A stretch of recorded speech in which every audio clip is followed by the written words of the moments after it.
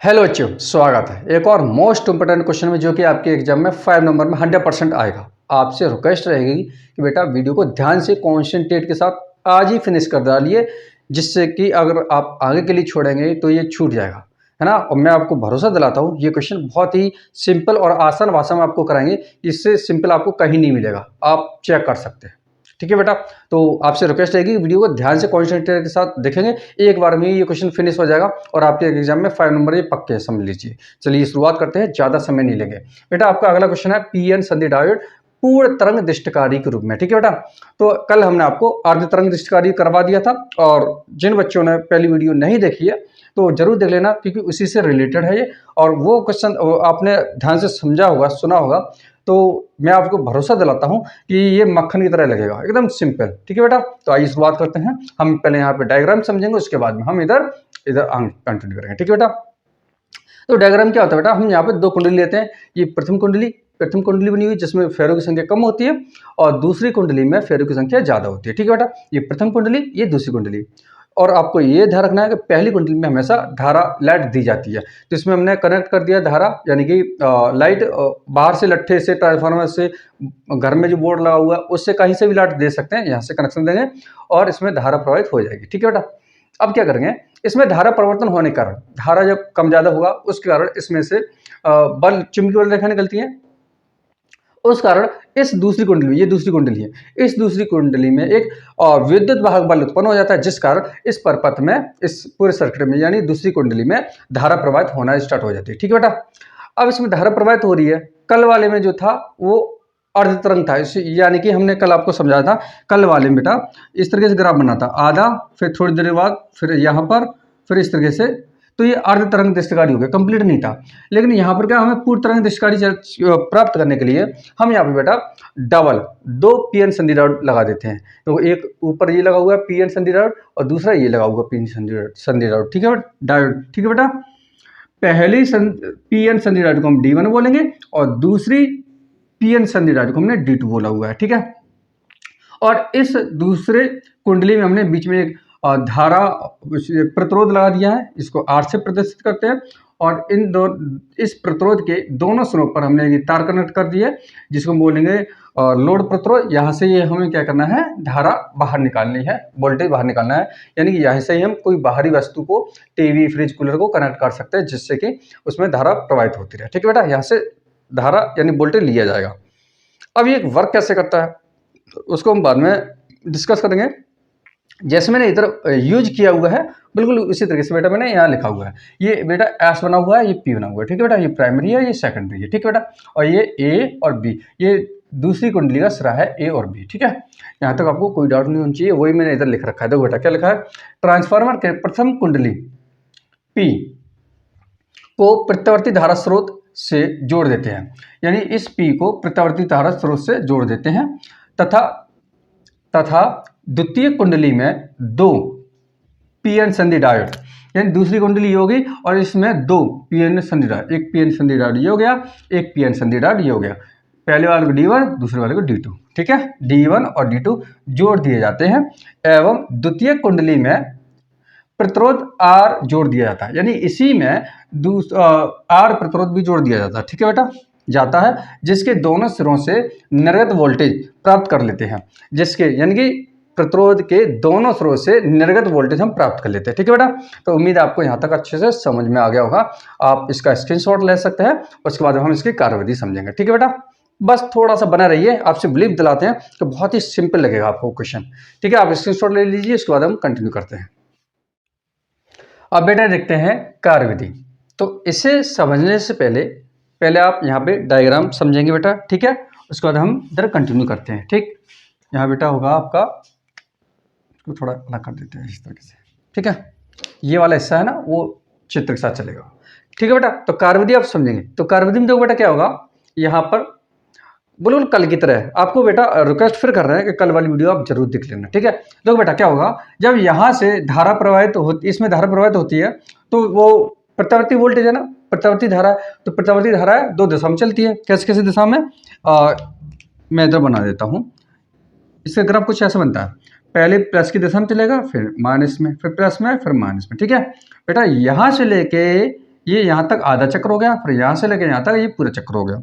कहने का मतलब ये है, ये एक चक्र यहाँ तक कहलाएगा, इस जगह तक ये एक चक्र कहलाएगा, ये आधा और ये आधा। ठीक है, तो आधा जो चक्र होगा वो धनात्मक होगा और आधा चक्र होगा बेटा ऋणात्मक। ठीक, अब देखो बेटा, जब यहाँ से प्रत्यावर्ती वोल्टेज, जब प्रत्यावर्ती वोल्टेज का अर्ध चक्र धनात्मक होगा, तब ये धनात्मक होगा, तब यहाँ पर बेटा देखो पी लगा हुआ है, तो धनात्मक धनात्मक हो जाएगा, तो इसमें क्या हो जाएगा, इसमें ये जो पी एन संधि डायोड है वो एक अग्र अवनति की तरह कार्य करना स्टार्ट कर देगा। ठीक है बेटा, यहाँ पर फिर समझेंगे, जब प्रत्यावर्ती वोल्टेज का अर्ध चक्र धनात्मक होगा, यानी कि अर्ध चक्र धनात्मक में होगा, तब यहाँ पर ये पी एन संधि डायोड है वो एक अग्र अवनति तरह कार्य करेगा, अर्थात इसमें धारा प्रवाहित होना शुरू हो जाएगी। आपको पता होना चाहिए कि अग्र अवनति किसे कहते हैं। ठीक है बेटा, मैं पहले वाली वीडियो में अच्छे से समझा चुका हूँ, तो इसमें धारा प्रवाहित हो जाएगी। ठीक है, तो उसी क्षण क्या हो जाएगा, ये जो नीचे वाला पी एन संधि डायोड है यानी कि D2, ये यहाँ पर ऋणात्मक हो जाएगा और ऊपर धनात्मक यहाँ ऋणात्मक होगा। ठीक है बेटा, तो आपको ये ध्यान रखना है, ये पॉजिटिव रहेगा, ये नेगेटिव रहेगा। तो उस समय क्या हो जाएगा बेटा, ये यहाँ पे नेगेटिव और ये पॉजिटिव, तो उस समय बेटा ये क्या हो जाएगा, ये उत्क्रम अवनति की तरह कार्य करेगा। यानी कि मैं अभी समझा देता हूँ, जब इसमें अर्धचक्र है वो धनात्मक दिशा में होगा, तब यहाँ पर ये वाला पी एन संधि डायोड यानी D1 है, अभी ये कैसे काम करेगा, ये काम करेगा बेटा अग्र अवनति की तरह, अग्र अभिनति की तरह। ठीक है बेटा, ये आप समझ सकते हैं, मैं बोल दे रहा हूँ, अगर अभिनति तरह कार्य करेगा, अर्थात इसका मतलब इसमें धारा प्रवाहित होना स्टार्ट हो जाएगी, तब यहाँ से हम वोल्टेज हम ले सकते हैं, बाहरी वस्तुओं में करंट ले सकते हैं। ठीक है बेटा, ये हो गया। उसी क्षण ये नेगेटिव तरह कार्य करेगा, यानी कि ये उत्क्रम अभिनति की तरह कार्य करेगा, और यहाँ पर ये उत्क्रम, मैं लिख देता हूँ उत्क्रम। ठीक है, उत्क्रम मतलब पश्च अवनति। ठीक है, उत्क्रम अवनति, तो इसमें क्या हो जाएगा बेटा, यहाँ से लाइट इधर नहीं जाएगी, अवनति में इधर नीचे लिख दे रहा हूँ। ठीक है बेटा, अभिनत। ठीक, ये तो ये उत्क्रम अभिनत तरह काम करेगा, तो इसमें लाइट नहीं जाएगी, तो इधर से लाइट फ्लो नहीं होगा। ठीक है बेटा, ये हो गया, आपको समझ में आ गया होगा। ये अर्धचक्र मैंने आपको समझाया हुआ है, यहाँ से अर्धचक्र गति करेगा था। उसके बाद बेटा क्या होगा, जब अर्धचक्र प्रत्यावर्ती वोल्टेज चल जाएगा, उसके बाद में फिर नीचे नेगेटिव चलेगा, और जब नेगेटिव चलेगा तो नेगेटिव दिशा में क्या हो जाएगा बेटा, यहाँ पर ये पॉजिटिव हो जाएगा और ये कैसे हो जाएगा, नेगेटिव हो जाएगा। ठीक है, आपको इतना ध्यान रखना है, ये बेटा पॉजिटिव हो जाएगा बाद में और ये नेगेटिव हो जाएगा, बदल जाएगा ना, पहले यहाँ पे पॉजिटिव था, इधर नेगेटिव था, और अब क्या हो जाएगा, अब ऋणात्मक वोल्टेज आएगा, तब इधर हो जाएगा ये पॉजिटिव और ये कैसे हो जाएगा, नेगेटिव हो जाएगा बेटा। तब इस कंडीशन में क्या हो जाएगा, उल्टा कर देंगे। उल्टा का मतलब बेटा ये होता है, पहले ये अग्र तरह काम कर रहा था, अब ये उत्क्रम यानी कि पश्च अवनति तरह काम करेगा। ठीक, और ये करेगा अब अग्र अवनति की तरह। ठीक है, जब ऋणात्मक चिन्ह आएगा। ठीक है, ये आपको ध्यान रखना है, बस पहले वाले को उल्टा कर देना है।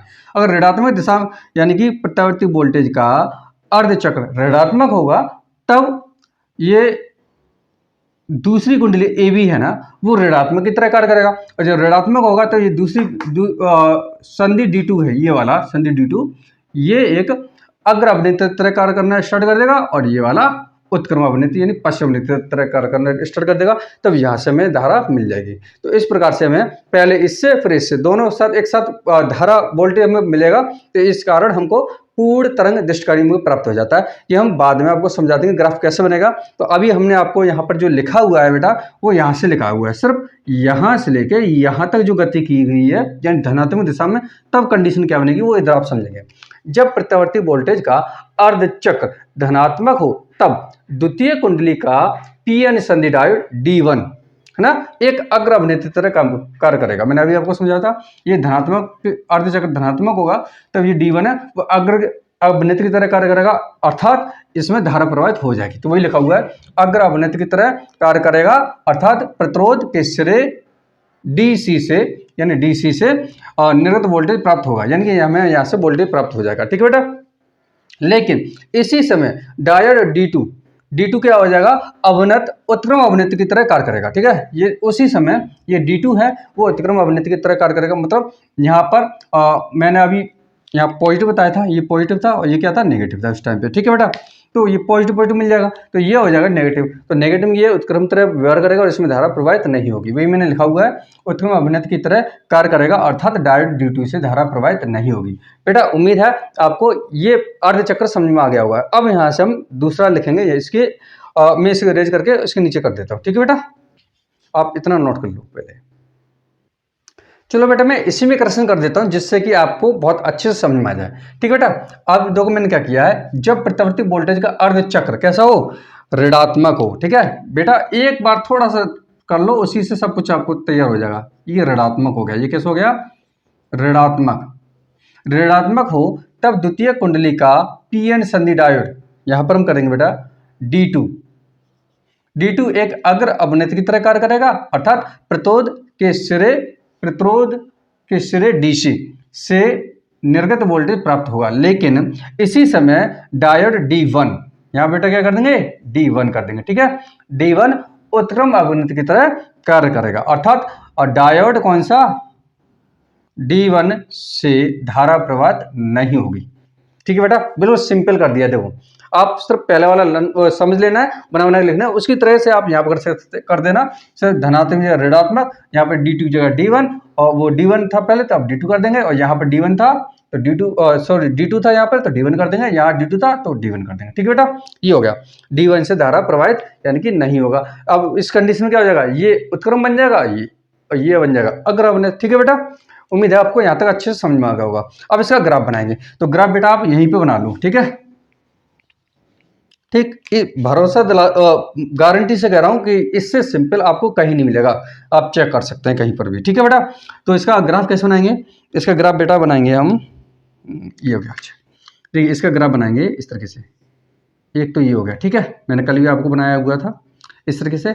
तो इसका प्रत्यावर्ती वोल्टेज का ये हो गया ग्राफ। ठीक है बेटा, थोड़ा टेढ़मेढ़ा हो रहा है, आप सुधार कर लेना, मैं जो समझाना चाह रहा हूँ वो आप समझ के होंगे। तो ये हो गया बेटा इस तरीके से। ठीक है, ये हो गया प्रत्यावर्ती वोल्टेज का, यहाँ लिखेंगे प्रत्यावर्ती वोल्टेज, प्रत्यावर्ती वोल्टेज। ठीक है, और ये कैसा है, निवेशित है। कैसा है, निवेशित, मतलब इसमें लाइट हम दे रहे हैं, ये निवेशित है। ठीक है बेटा, निवेशी प्रत्यावर्ती वोल्टेज का ग्राफ ये हो गया। अब इसका आउटपुट क्या निकलेगा बेटा, इसका आउटपुट निकलेगा, वो आउटपुट में इधर बना देता हूं। देखो जब ऊपर धनात्मक होगा तब भी हमें वोल्टेज मिलेगा, अब ये ऋणात्मक जाएगा तब भी नीचे वाले से हमें वोल्टेज मिल जाएगा। तो इसको हम ऐसे यहाँ से ग्राफ बनता चला जाएगा इस तरीके से। ठीक है बेटा, ऊपर वाले से ये, इसमें गैप कहीं पर भी नहीं होगा, कंटिन्यू इसमें ग्राफ बनेगा। ठीक है, ये जो दिशा टाइम बताएगा, ये भी क्या है, टाइम है। ठीक है बेटा, ये हो गया प्राप्त या निर्गत बोल सकते हैं, इसको क्या बोल सकते हैं, निर्गत। ठीक है, निर्गत प्रत्यावर्ती वोल्टेज। ठीक है बेटा, ये प्रत्यावर्ती वोल्टेज का ग्राफ ये बन गया, ये निवेशी का हो गया। ठीक है, आपको दिख रहा है क्या, ठीक है बेटा, ये आपको ग्राफ बना देना है इसी के नीचे, उसके बाद क्वेश्चन एकदम सिंपल हलवा हो गया, समझ लीजिए। ठीक है बेटा मैंने क्वेश्चन ये बहुत ही सिंपल कराने की कोशिश की है, उम्मीद है आपको बहुत अच्छे समझ में आया होगा। अगर वीडियो अच्छी लगी हो तो लाइक जरूर करें और दोस्तों के साथ शेयर जरूर करें। बेटा आपके सपोर्ट की बहुत आवश्यकता है हमको। ठीक है, आप हमारे साथ खड़े रहेंगे तभी हम खड़े रहेंगे, यानी हम आपके हिम्मत से ही हम खड़े रहेंगे। अगर वीडियो अच्छी लगी हो तो लाइक करके उसमें कमेंट में जरूर लिखना कि वीडियो कैसी लगी है, और दोस्तों के साथ शेयर जरूर करेंगे। मिलते हैं नेक्स्ट वीडियो में, तब तक के लिए दीजिए इजाजत। जय हिंद, जय भारत।